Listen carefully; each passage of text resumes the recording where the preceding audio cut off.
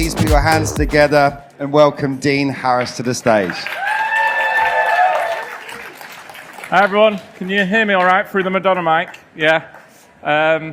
So, what's the sleeping giant? The sleeping giant is in-store advertising. Yep, ads in shops. Amongst all the retail media hype of data clean rooms and connected TV partnerships, I'm going to be talking to you about those things made out of brick. Today, we're going to venture into this untapped charter, this unsung hero of retail media. But in Madfest style, I'm going to poke a bit of fun at us retailers while we do it. So it's also time for some retailer confessions. And it's also time to share some brand new insight released today, which should benefit any retailer with a shop and any brand that sells a product in one. So with that in mind, it's also showtime. 85% of grocery transactions still happen in the physical store. In convenience, at least at Co-op as market leader, that is 95%. All of us buy groceries. All of us buy groceries all the time. You glue those two things together, and the store represents one of the highest reaching media channels available. Store media also outperforms other major media channels in terms of ad attention and ad experience. So my question, my conundrum going into today is, given the reach, the frequency, and the attention of this channel, why isn't it more of a hot topic? Why isn't it talked about by more advertisers, in more advertising meetings, by more advertising teams against broader advertising objectives? And I think I have the answer. And it lies in three issues. Issue one is that perception of in-store as a channel has been crap. The potential for it to inspire has been absent, and any proof significant enough to change the attention of advertisers and tweak their behavior has been non-existent. And it's all our fault. It's our retailers' fault. We've neglected this channel. We've neglected shouting about this channel, and it's time for us to make a change. What I'll present to you later on will be proof that will show the huge potential, powered with evidence, that will reconsider this channel for everyone involved and put it higher up in your priority list. Again, brand new insight, and it'll benefit everyone, not just Co-op, not just convenience, but all retailers. So first up is poor perception. I remember my first job at an advertising agency. We had the motto, the truth well told. Fresh out of university, I thought, that is bloody clever. Welcome to Adland, I thought. I'm in Mad Men now, pass me a whiskey, hand me a cigar. And because of that, it stuck with me. And I've referenced that phrase multiple times throughout my career. And this is all us retailers need to do with the in-store channel. The truth well told. No smoke, no mirrors, just the truth well told. Well, we haven't done it. We've been awful at it. And so the understanding and awareness and consideration of this channel has been labeled by us as bottom of the funnel media, below the line, immediate sales driving, tactical activity, great if you're launching MPD or enhancing a promotion or supporting a seasonal event or running a competition in your store. But it can do so much more than that, and that's our fault. We've labeled it that way. Of course, the historic perceptions and associations with the in-store channel haven't been great. Us advertisers love sexy things, and paper coupons, cardboard, plastic, floor vinyls, fridge magnets, window posters, and cheesy in-store radio DJs are not sexy. They're effective, but they're not sexy. And it's our fault. We've created this perception, and we need to do something about it. And I think the excuse is that us retailers have only been a major player in this advertising industry recently. We're just getting used to it, and we're focusing on our safe place, our data, rather than shouting about our stores, this massive media asset. And I think it lies in the fact that we're new to the game, but we're not a new kid on the block. Some of us retailers are 100 years old, 150 years old. Not like social media, barely 21 years old. And there's a term for when something old tries to act cool in a new market. And that term is dad dancing. So retailers are in an advertising era of dad dancing, and I'll create a situation for you to prove my point. Right now, there's a media owner party going on, and all the cool kids are in the middle. And in walks retail media to this party, late, trying to mingle, trying to get amongst it. We walk in with a swagger, popping our collar up, acting like the big I am, showing off our first party data shirt, our colourful closed-loop measurement pants, and our shiny on-site search shoes, telling you about our stamp collection and how safe our Volvo is. Data has been our comfort place, our safe place, for decades as a retailer, so it's our comfortable, safe place as a media owner. And it's the most critical factor to any retail media network, but that comfort and that lack of experience has potentially caused us to neglect our biggest media asset, one that has a broader reach than our loyalty data, and one that offers more creativity than any of our other channels, our stores. The perception is underestimated. It's our fault. Don't judge a book by its cover. We'll do better. For that, I apologize.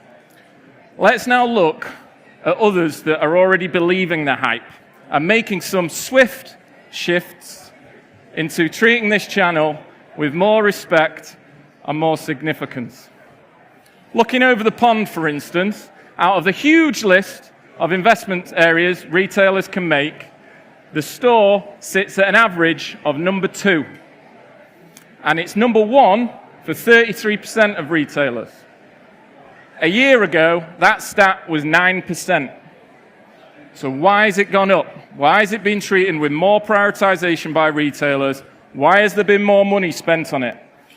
And it has a lot to do with changes in the media landscape. Consumers now share their attention across more publishers and across more media channels than ever before. Aside from major events like Super Bowl, the Olympics, the Euros, stores represent the last remaining channel where you can find millions of eyeballs in the same place. And some US retailers are even been brave enough, bold enough to make direct comparisons with TV viewership. Walmart compares its monthly footfall with monthly TV viewership of Fox, NBC, CBS, and ABC. And it beats each and every one of them hands down, compellingly.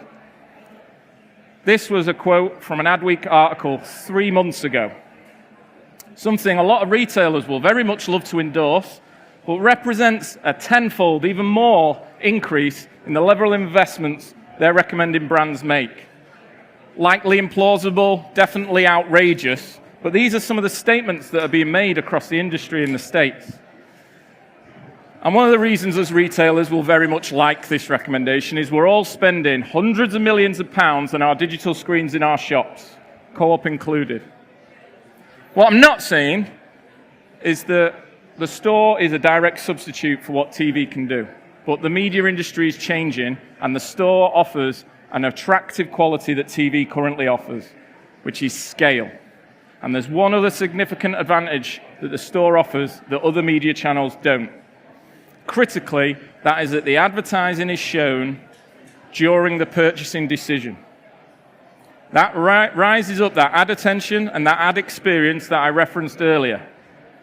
And I don't know about you, but I'm more receptive to advertising about the things I'm in the process of buying. I'm more receptive to car adverts when I'm buying a car. I'm more receptive to insurance adverts when I need insurance. And I'm more receptive to grocery adverts when I'm buying groceries. That strengthens the power of that mental availability that the media can create. And it's our fault that this hasn't been championed more and talked about for. We've shoehorned the store as a shopper media channel, as a shopper marketing channel, and it can do a lot more than that. For that, I'm sorry, and we need to do more. The potential is there, but retailers need to shout about it more, brands need to talk about it more, and we all need to pigeonhole it less. But potential isn't enough. We need some proof. Co-op believes in the store immensely in the power, and we think it's underrated. I wouldn't be on this stage if I didn't think so. And we confidently believe that it can do more than drive an immediate sale in the shop it was seen in the trip it was seen in. So we wanted to prove it. And we thought there's no better channel to prove it than in the convenience sector, because convenience can amplify the power of store. Convenience is a high footfall sector, so that's high ad impressions. Our stores are compact, which is high visibility. Aisles have mixed categories, so you've got high ad discovery. And the convenience mission is complementary to supermarket shopping and big box shopping, which means convenience stores share their shoppers with everyone. And Co-op actually has the highest repertoire of store. Our shoppers shop around the most. So we wanted to prove if a situation was true where the mental availability of an in-store ad was strong enough that you could walk into a Co-op shop, see a brand advertising campaign, not buy it from that Co-op shop, go home, 3 days later you walk into the supermarket and you buy that branded product, and it was that Co-op advertisement that did it. Not easy. And there were 3 challenges to proving it. Challenge 1, we'd need all the other retailers' data to prove it. Challenge 2, we'd need to be confident that it was that Co-op advertising campaign in that store that drove the other sales increase in the rival stores around that store. And lastly, the impact had to be significant. Any subtle increases, whether they were the right or wrong, would be lost. The spike on the graph needed to be big. Now, you're probably thinking about that first one, and where you're going to get the data from, Dean. Are Tesco, Asda, Morrisons, and Sainsbury's going to give you their sales data to help you prove that your ads are effective? No chance. I don't think it's even legal. But they do give it to someone else that every retailer shares their data with, a global leader in analytics and insight, and someone with the expertise and experience to take on all 3 of those challenges. And that someone is Circana. We've got Carl, Mark, and Paul from Circana in the audience. They can pick up any methodology questions behind this, but they were able to do this study. Again, Co-op was the case study, but this supports the channel and any retailer with a bricks and mortar store and any brand that sells in one. We used 3 different categories on 3 different Co-op branded advertising campaigns in our store, just to check that the uplift we saw was consistently there. Being Madfest, and in keeping what I'm probably likely to do as soon as I finish this presentation, we're going to focus on booze. And this shows you what we expect the in-store channel to do. This is Co-op stores with the beer branding in versus Co-op stores without the beer branding, and looking at the sales uplift of the products that were in the creative. So if there's a 4-pack of beer in the creative, it just looks at those 4-pack of beer sales. 16% uplift, not bad. We then look at another thing, which is no surprise, which is the branded uplift. So this includes the products that weren't in the creative but fall under that brand. So think about the single bottles of beer, the mid-sized packs. Again, just Co-op stores with the advertising campaign in versus Co-op stores without it. Now, the next is the brand new, first of its kind, as far as I'm aware, globally, evidence that an advertisement in a retailer's shop can influence sales in rival stores. Never been done before. So let me just clarify. You walk in a Co-op shop, you see the brand campaign, you don't buy it there, you go home, you start your shop somewhere else, you buy that brand, and it was because of that Co-op advert that you bought it. 3% might not sound a lot, but there's a lot of those nearby stores. There's a lot of stores around a Co-op store, and when you add up all those sales, it quadruples the total sales impact attributable to that store campaign. Until now, hidden, invisible, undeclared benefit from in-store media. Convenience has an amplifying effect on this, but this halo impact should be true of any retail in-store media campaign. Now, that's exciting from a sales point of view, but it's exciting from a signal to the mental availability those in-store ads are creating. It proves it can do more than the immediate sale. It proves more than the trip it was in. It proves that it does other jobs across the funnel. But us retailers need to try harder. I've admitted some sins on how we champion our stores and what we talk about when we champion our stores. I've tried to seek forgiveness through some insight that should benefit everyone in the room. The 3 takeaways are probably the in-store channel can do more than just immediate sales driving. It packs a much bigger punch than you think, and convenience can amplify that further. Some takeaways from me would be to retailers: champion your stores, give them the love you're giving your first-party data and those connected TV partnerships. It is a huge asset. Invest in the creativity, the digital screens, the agility, the targeting capability. Data is still critical. You have to measure the performance. Data doesn't go away just because it's a physical environment. To brands, assess where the store is being planned. Is it just in those shopper marketing teams, or is it elsewhere? And as you review your approach to retail media and how it can benefit your media strategy, don't just focus on offsite. Focus on the entire portfolio of what a retailer can provide. And finally, go wake up this sleeping giant before someone else does. And that's it from me. Thank you, everyone.